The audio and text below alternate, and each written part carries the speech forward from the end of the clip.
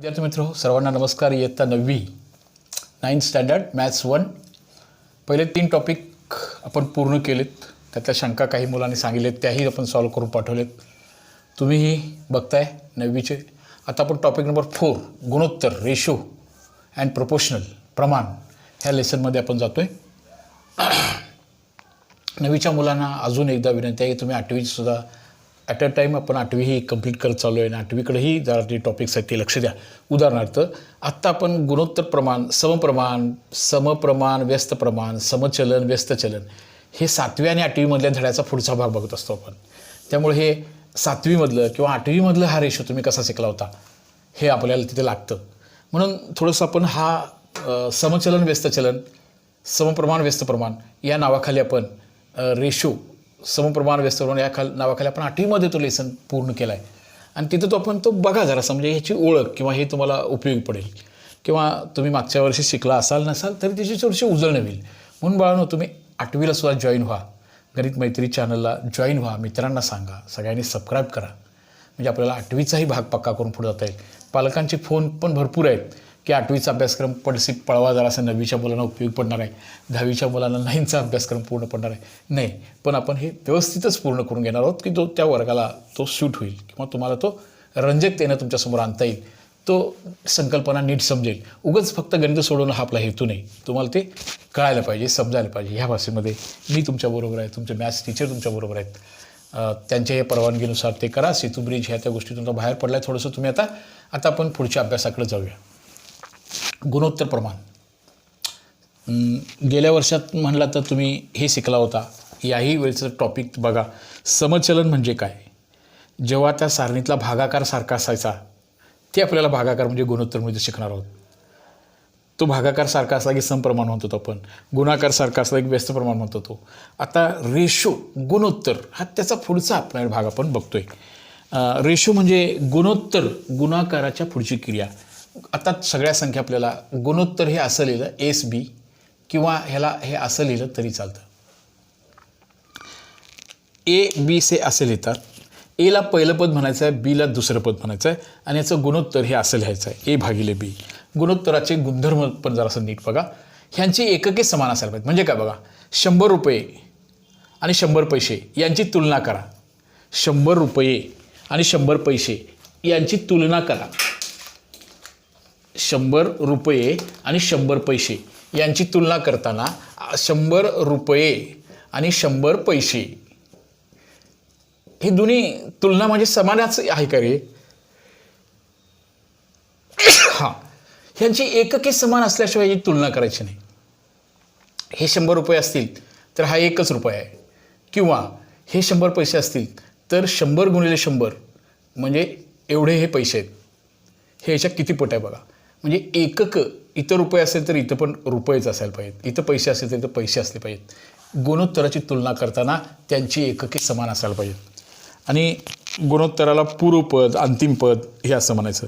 2 संख्येचं उत्तरपद ह्याला पूर्वपद, ह्याला आपण पूर्वपद किंवा पहिले पद, आणि ह्याला उत्तरपद किंवा ह्याला दुसरे पद असं म्हटलं तरी चालतं. उत्तरपद जेव्हा 0 असते त्याला गुणोत्तराला शतमान म्हणायचं. उदाहरणार्थ असं लिहिलं, ह्याचा अर्थ काय झाला बघा. ह्याला 50% असं म्हणायचं, शतमान का छेद 100 आहे. ह्याचा अर्थ असा होतो 100पैकी 50 करून पडली. 75/100 हे म्हणायचं 75%. ह्याची ओळख आपण डिटेलमध्ये पुढे करून घेणार आहोत. या पार्श्वभूमीमध्ये हा भाग सांगितला आहे. कोणत्याही शून्योत्तर संख्येनं गुणोत्तराच्या दोन्ही पदांना गुणले किंवा भागले तर मूळ संख्यामध्ये काही बदल होत नाही.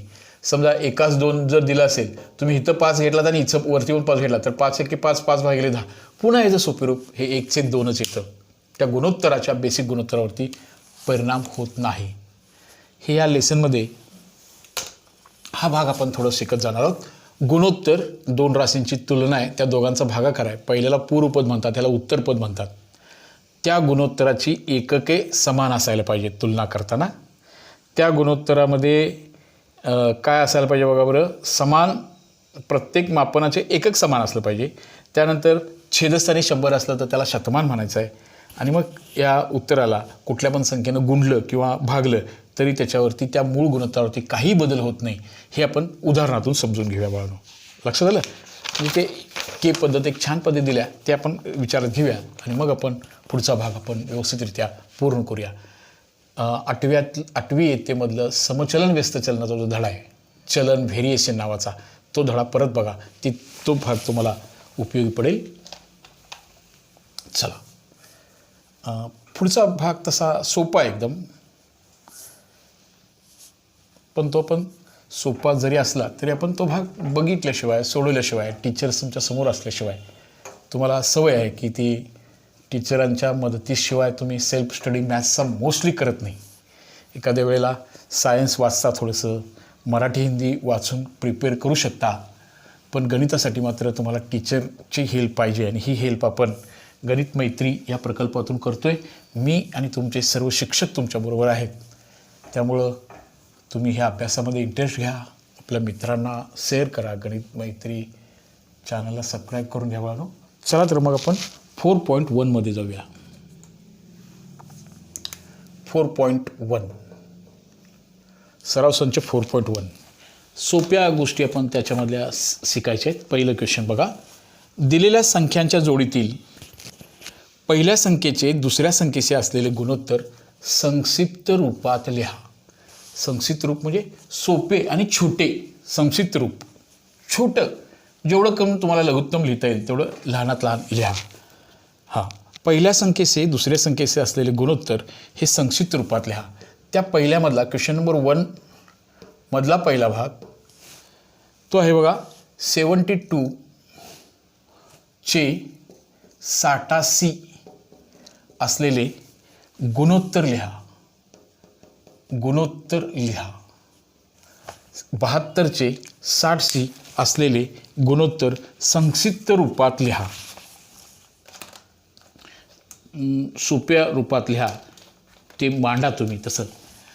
आता पहिलं पद म्हणजे ए, म्हणजे 72 60 असं लिहिणार आपण. हे म्हणजे ह्याचं सोपे रूप देत असताना हे तुम्हाला माहिती असायला हवं की हे 72 भागिले काय सांगा, हे 72 भागिले 60 आहे. ओके. आता ह्याचं संक्षिप्त रूप थोडं मी काही मुलांच्या टचमध्ये आहे, त्यामुळे मुलांची सध्याची व्यथा मी बघतोय. सध्या पाड्यांच्यापासून संख्यांच्यापासून थोडं दूर गेलेलं दिसताय तुम्ही. थोडं इथं जास्त परिश्रम घ्यायला पाहिजे. आता हे सुचलं तर बरंच झालं. ह्या दोन्ही संख्या कुठल्या पाड्यातल्या आहेत त्या मुलांना हे गणित सोपं जाईल. 60 आणि 72 कुठल्या एका टेबलमधल्या आहेत सांगा. अगदी बरोबर, कुठल्या 12च्या पाड्यामधल्या आहेत बघा. 12 पंचे 60, 12 एके 12, 12 दोन 24, 12 त्रिक 36, 12 चौक 48, 12 पंचे 60 आणि 12 सख्ख 72. आता सांगा, याचा पण एक अवयव 12 आहे आणि त्याचा पण एक अवयव 12 आहे. मग आता काय कॅन्सल होणार बघा ना. अगदी बरोबर, काय कॅन्सल होऊन जाणार सांगायचं. आता हे बघा, हे 12 हे 12 निघून जाणार आणि उत्तर तुमचं ह्याचं संक्षिप्त रूप काय देणार सांगा. आता ह्याचं संक्षिप्त रूप काय उत्तर येणार सांगा. 6/5 किंवा तुम्ही त्याला 6/5 असं लिहू शकता. ह्याला म्हणायचं पहिल्या संख्येशी असलेले गुणोत्तर. समजा तुम्हाला हे करणं कठीण गेलं, 72 12च्या पाड्यामध्ये आलं नाही, तर अशा वेळेला कसा विचार करायचा सांगतो तुम्हाला.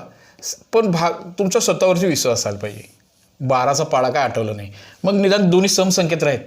2 त्रिक 6 बे 0 0, 2 त्रिक 6 बे सक 12, परत बेने भागा. 2 एक्के बे, बे पंचे 10, 2 एक्के बे, बे 8 16. आता बेन भाग दोन्हीला पण बेन भाग जाईल का, 2 भाग जाईल का, नाही. मग 3 न करूया. 3 5 15 आणि 3 संग 18. आता भाग जात नाही, आता भाग जाणार नाही. ह्याला म्हणायचं त्या उदाहरणाचं संक्षिप्त रूप. आलं लक्षात सगळ्यांच्या. म्हणजे संक्षिप्त रूप देणे 12च्या पाड्यात 12 संग 72 12 पंचे 60 म्हटला तर अधिक उत्तम.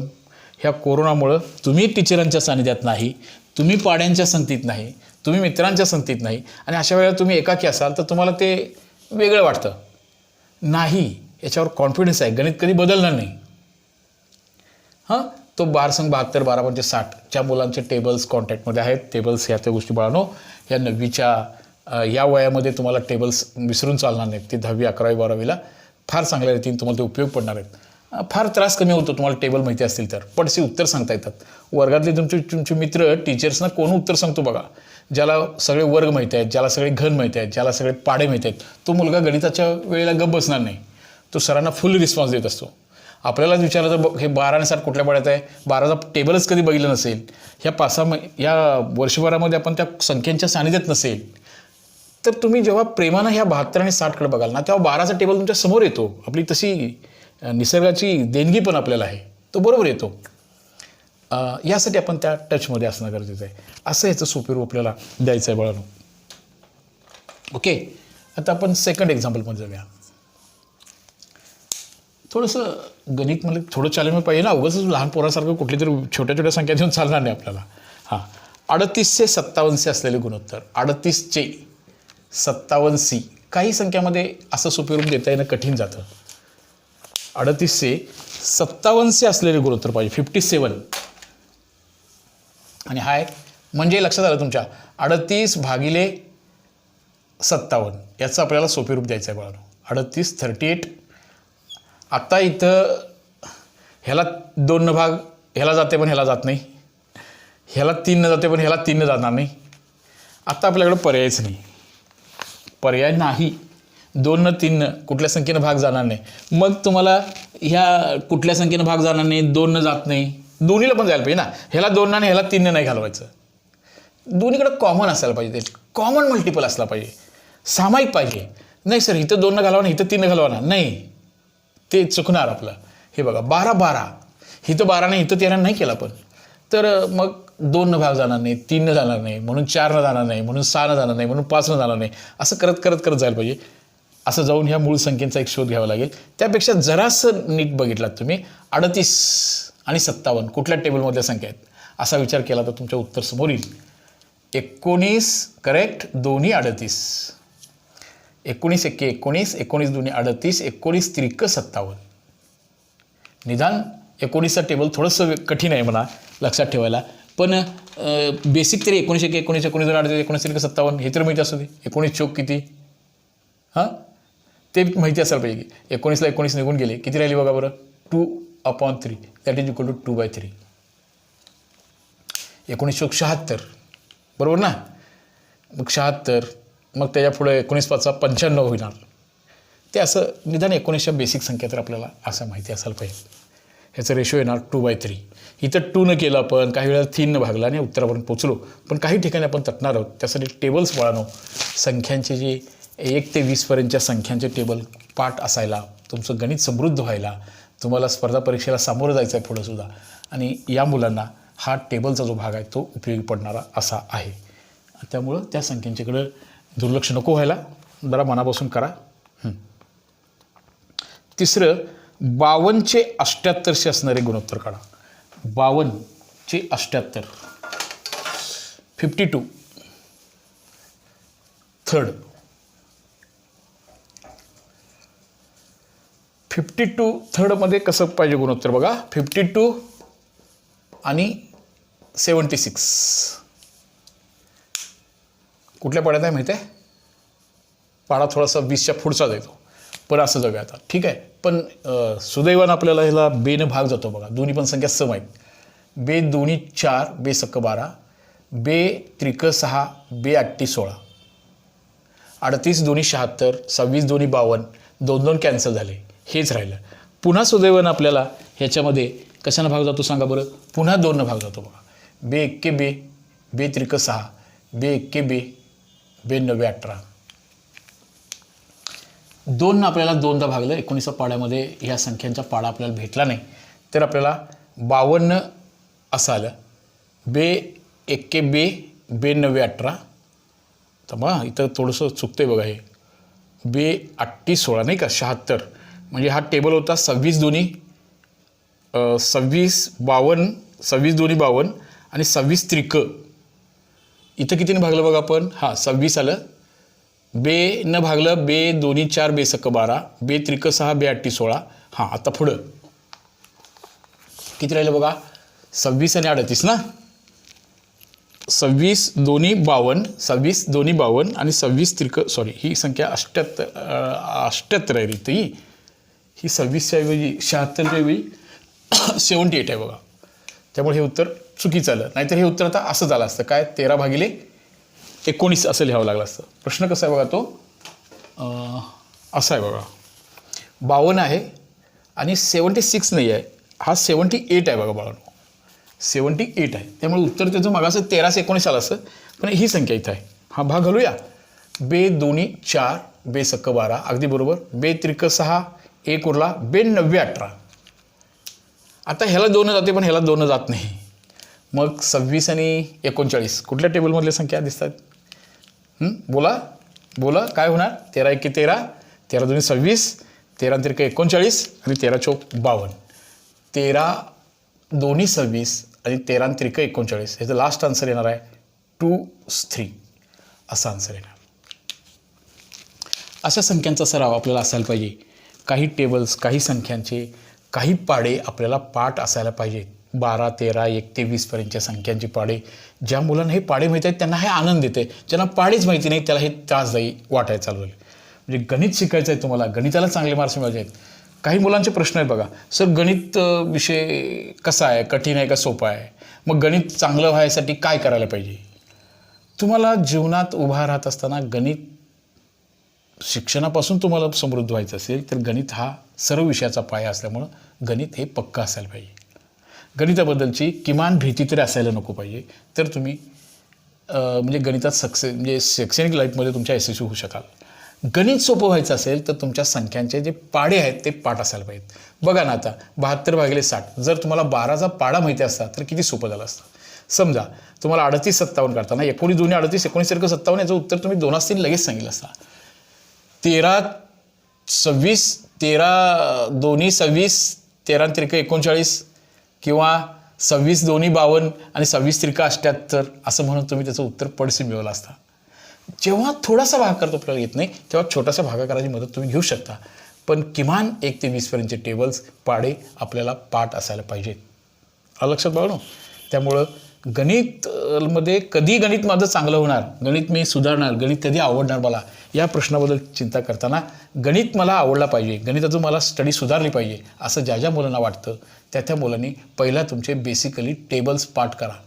काही वेळेला मुलांची शंका असं असते, सर ते मला टेबल तयार करतोय कशाला पाठ पाहिजे? नको, गुणाकार करत बसू नका, तुम्हाला ते सुचलं पाहिजे. असं 12 संग 72 12 पंचे 60 हे पाठ केल्याशिवाय नाही. 19 2 38 19 त्रिक 57 26 2 52 26 त्रिक 78 हे सुचलं पाहिजे. यासाठी टेबल्स मनापासून वाचायला पाहिजेत, पाठ करायला पाहिजे. गणितामध्ये दुसरं काही पाठ करू नका, किमान काही गोष्टी आहेत त्या तुम्हाला माहिती असायला पाहिजे, त्या पाठ असायला पाहिजेत. तसं ते 5वी 6वीच्या मुलांचं काम आहे, पण तरी पण आपल्याला येत नाही ते आता सुधारून घ्यायला पाहिजे. 8वीच्या मुलांनी 9वीच्या मुलांनी पाढ्यांच्याकडे तुमचं विशेष लक्ष असायला पाहिजे. ते टेबल्स फार उपयोगी पडणार आहेत आपल्याला, आणि ते असलं की लवकर होते तुमचं. म्हणजे कुठलं पण गणिताचा भाग आहे तो पटपट होतो, आणि जेव्हा तुम्हाला स्वतःला जेव्हा उत्तरं देता येतात तेव्हा तुमचा कॉन्फिडन्स असा टीचरसमोर तुम्ही उत्तरं द्यायला लागलात तर तुमचा 1000 पटीने कॉन्फिडन्स वाढतो, आणि त्याची आनंद आपल्याला त्या गणिताचं टेन्शन न येता त्याचा आपण आनंद घेऊ शकतो. गणिताला उत्तरं देणाऱ्या मुलाबद्दल राग करत बसण्यापेक्षा तो का उत्तरं देतोय, त्याला पाढे किती पाठ आहेत हे कधी बघितलं आहे का बघा. तो गणित सरांना आवडता विद्यार्थी जो आहे तुमच्या वर्गातली आवडता विद्यार्थी किंवा विद्यार्थिनी ती कशी पाढे वगैरे सांगून टीचर्सना कशी मदत करते वर्गात. मग आपल्यालाच पाढे येत नसतील तर आपण पाठीमागं पडू, त्याचं आहे तसं फळ्यावरचं उतरून काढायचा प्रयत्न करू आपण. मग तसं नाही करायचं आपल्याला. ओके बाळांनो, असा हा प्रश्न पहिला होता. प्रश्न पहिल्यामध्ये सोप्या संख्यांचं पहिल्या राशीचे असलेलं गुणोत्तर थोडासा भाग घालून आपल्याला त्याचं लघुरूप संक्षिप्त रूप कसं देता येईल हा भाग आपण शिकला. आता आपण थोडंसं पुढे जाऊया. प्रश्न दुसऱ्यामध्ये पहिल्या राशीचे दुसऱ्या राशीशी असलेले गुणोत्तर संक्षिप्त रूपात लिहा. तोच प्रश्न आहे पण आता राशी म्हणून आलं आहे. बघूया तर मग पहिल्या प्रश्नामध्ये त्याच्या राशी. आता राशी हा शब्द का वापरला असेल त्याने? पहिल्यांदा संख्या होत्या, आता राशी दिलेत. हां, क्वेश्चन नंबर 2 मधला पहिला 700 रुपये आणि 308 रुपये असं गणित आहे ते. 700 रुपये आणि 308 रुपये. आता पहिला महत्त्वाचा भाग हे 1 रुपये आणि 1 पैसे असं नाही आहे, दोघांची एकके समान आहेत म्हणजे यांचा रेशो आपण काढू शकतो. हा महत्त्वाचा भाग. पहिला महत्त्वाचा भाग आहे 700 भागिले 308 असं लिहिणार आहात तुम्ही. बोला पुढं. आता आपल्याला ह्याचा थोडासा भाग घालवायला पाहिजे, होय की नाही? ठीक आहे, कशानं भागूया? बेनं भागूया. बे एक्के बे, बे पंचे 10, बे चोक 8. हा भाग घालवायला सुद्धा मुलांचे आता हात सहकार्य म्हणजे कॉन्फिडन्स त्यांच्यामध्ये नाही. 154ची डबल 308 येते बघा. बे एक्के बे, बे पंचे 10, बे चोक 8. बे त्रिक 6, बे पंचे 10, 0 पुन्हा एकदा बेनं भागून आणखीन सोप्या संख्या मिळतात का बघूया. बे 7 14, 1 उरला, बे 7 14. बे एक्के बे, 1 उरला, बे 7 14, 1 उरला, बे पंचे 10. आता लक्षात घ्या, 11 बे पंचे 10 आणि आत्ता बघा बरं याचं उत्तर काय येणार आहे आता आपल्याला. आता इथं मात्र कशानं भागलो आपण? 11नं ह्याला भागूया 4, ह्याला 77 आलं बघा. 77चं अजून आपण 28 यायला पाहिजे होतं, म्हणजे ह्याला अजून कशानं भागायला पाहिजे बघूया. आता कशानं भाग जातो बघा. ह्याला 7नं तर जाईल, 7नं जाईल, ह्याला 7नं पण जाईल. बघूया, ह्याला 7नं जातो बघा. आता अजून भाग घालवायला पाहिजे. 7 2 14. आता कशानं भाग जाणार 77ला? 5नं ह्याला जाईल, ह्याला 5नं जाणार नाही, 6नं जाणारच नाही, 2नं 3नं जात नाही. हां, 7 एक्के 7, 7 एक्के 7, 7 2 14 आणि किती उरले बघा बरं? 3 उरले आणि त्या 3 उरले, 3वर 5 घेतलं, 7 5 35. आता आपल्याला पुढं भाग घालवता येणार नाही. ह्याचं उत्तर येणार 25 11. परत आणखीन एकदा बघा, असा तो भाग आपल्याला घालवायला पाहिजे होता. थोडंसं स्किल आहे, पाडे थोडेसे पाठ पाहिजेत, थोडासा भाग आपण पुढं घालवत जाऊया. ह्याचं उत्तर येणार आहे 25 11. आता 25 आणि 11ला पुन्हा भाग जाणार नाही. परत आणखीन एकदा बघा, हाच तुम्हाला हे भाग घालवलेलं ना थोडंसं तुम्हाला कठीण जाणार आहे जर तुम्हाला पाढे माहिती नसतील तर. समसंख्या बे एक्के बे, बे पंचे 10, बे चोक 8, बे त्रिक 6, बे पंचे 10, 0 आता तुम्हाला लक्षात आलं असतं इथंच 7नं भाग घालूया तरी चाललं असतं बरं का. 7नं ठीक आहे. बे 7 14, बे 7 14, बे एक्के बे, बे 7 14, बे पंचे 10. आता ह्याला 7नं भाग जाते की. आता घालूया 7 एक्के 7, 7 एक्के 7, 7 2 14, 3 उरले, 7 5 35, 25/11 असं त्याचं उत्तर आलं.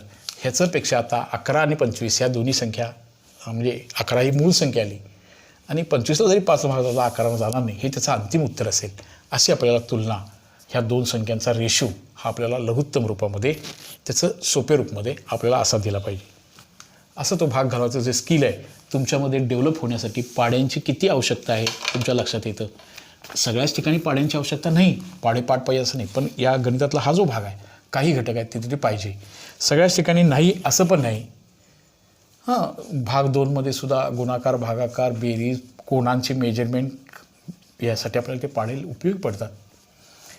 पाढे हे व्यवहारामधली उदाहरणं सोडत असताना उपयोग पडतात.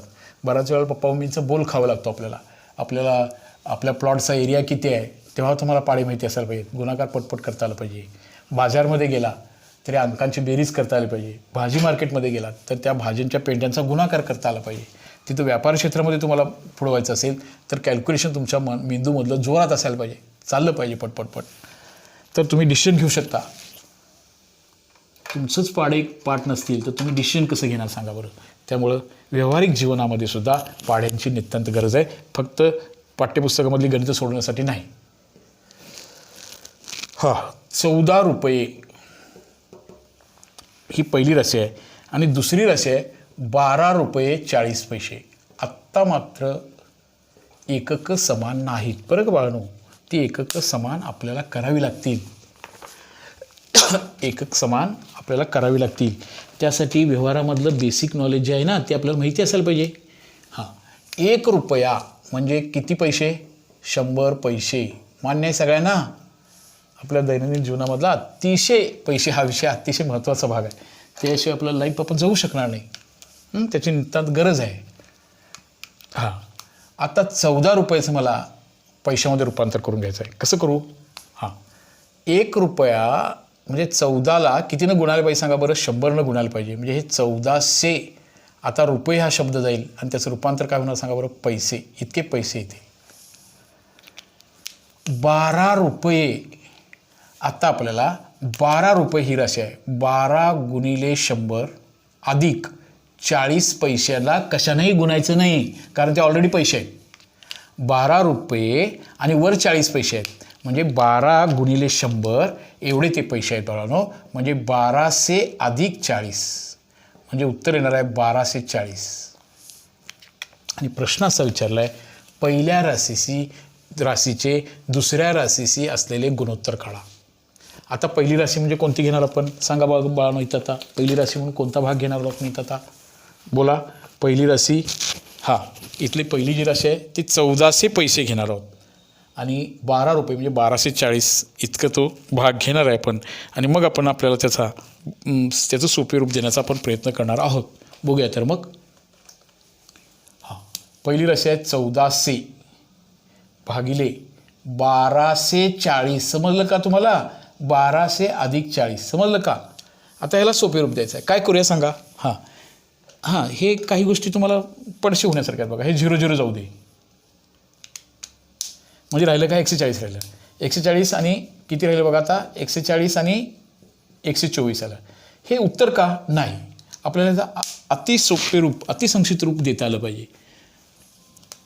कशानं बघूया? बोला. ठीक आहे, बेनं बघूया. सोपा भाग आहे. बेसक्क 12 बरोबर. बेसक्क 12, बेदुनी 4, बेसाती 14, 0 70 आणि 62 आलं बघा. परत बेनं भाग जाते बघा. घालूया. बे त्रिक 6, बे एक्के बे, बे त्रिक 6, बे पंचे 10. Last answer 35/31. आता 31 हा प्राईम नंबर आला, मूळ संख्या आली. इथं आपण थांबतोच आहे. लक्षात बाळांनो सगळ्यांच्या?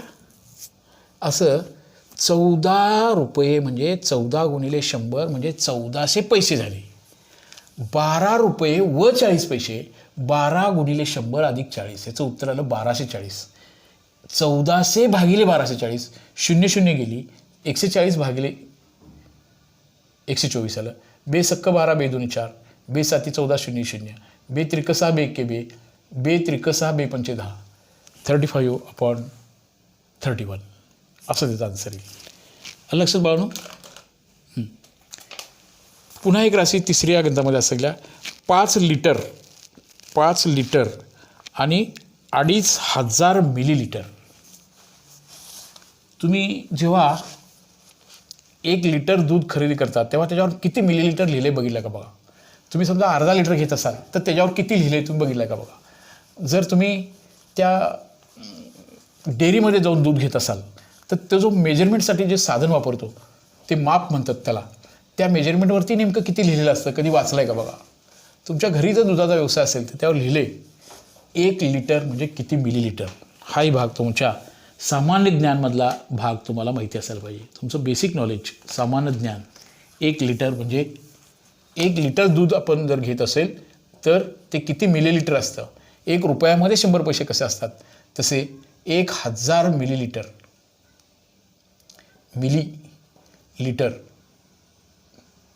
म्हणजे 1 लिटर दूध होत असतं.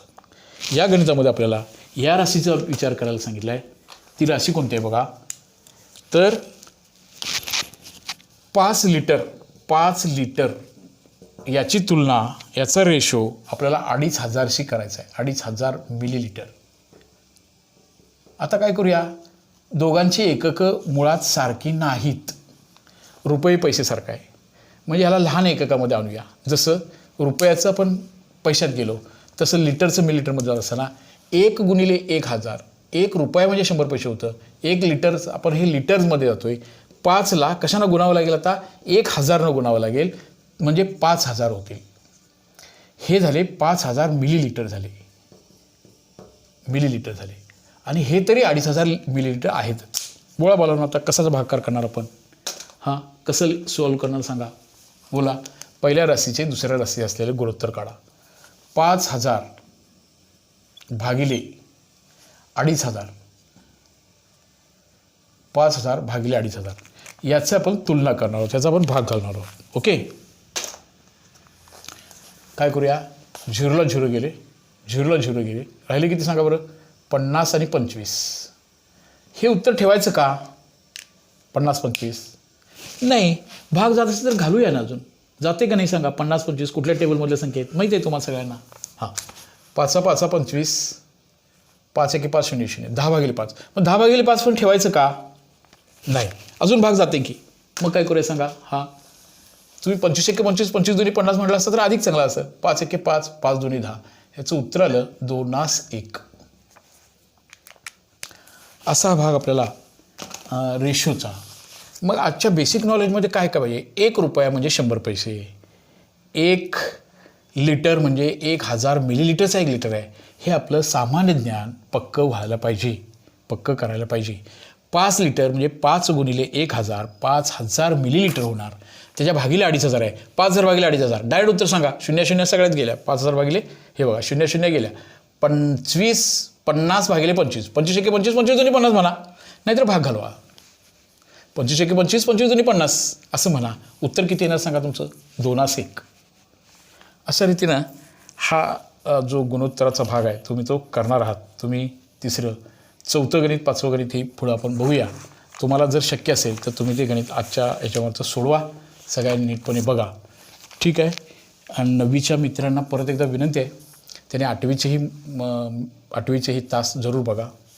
मुलांच्या पालकांनाही विनंती आहे, त्याने आपल्याला मुलांना व्हॉट्सअपची व्यवस्था करून द्या. आणि मुलं अभ्यास करतात का नाही, आता शाळेपासून दूर आहेत, तुम्ही लक्ष ठेवून बघा. वही पेन घेऊन गणिताचा अभ्यास करायचा त्यांना सांगा. त्यांच्या ह्यातल्या बेसिक गोष्टी ज्या आहेत त्या करून घ्यायला आपली मुलं गणितामध्ये शिकली पाहिजेत. हां, गणित हा पाया आहे सर्व विषयांचा. ओके बाळांनो, लवकरच आपण पुढच्या तासिकेच्या वेळी निश्चितपणे भेटूया. Okay, best of luck.